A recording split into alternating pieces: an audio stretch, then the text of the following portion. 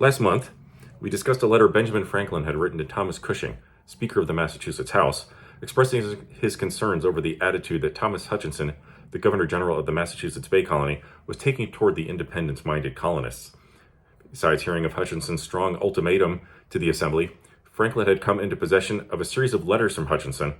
Within them, he found communication between Hutchinson, his Lieutenant Governor, Andrew Oliver, and authorities from the English government. Hutchinson's letters recommended that the English send more troops to Massachusetts to keep the colonists quiet, and endorsed harsh punishments for the colony. In the most significant line of the letters, Hutchinson stated that he didn't think the colonists could have all the rights that they might have had in England, and said that an, quote, abridgment of what are called English liberties, unquote, was necessary. Franklin knew that if the letters got out to the public, the resulting anger and shock would be severe. He showed the letters to Samuel Adams. Later, Cushing asked Franklin if the letters could be presented before the House. Franklin agreed, but said they could only be shown to other people, not copied or published. However, as Samuel Adams deeply disliked Hutchinson, he began hinting at the contents of the letters in assemblies and to the public. Adams then leaked certain parts of the letters to increase public interest, understandably angering Governor General Hutchinson.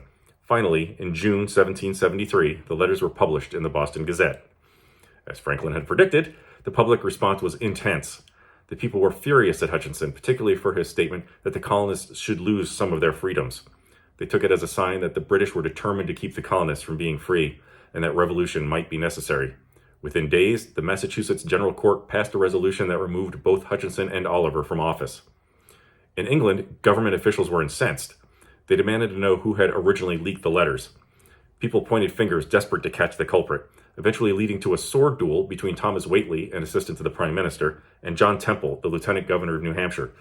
Franklin revealed his part in the Hutchinson affair by publishing a letter on Christmas Day, 1773, in order to prevent, quote, further mischief. He justified his actions by pointing out that the letters had been written between public officials for the purpose of influencing public policy. He said that he had received the letters and had passed them to other people, but not from whom he had gotten them. Franklin was called before the Privy Council, a group of advisors to the king, and was accused of thievery and dishonor. The public humiliation he received here was key in pushing Franklin to side with the Patriots. The original leaker of the Hutchinson letters remains a mystery to this day. Some historians think it might have been former Massachusetts Governor Thomas Pownall, who had similar political views to Franklin, and whose brother John was a colonial secretary with access to colonial administration buildings. But until new evidence arises, a true answer may never be reached. I'll see you next month. Thank you.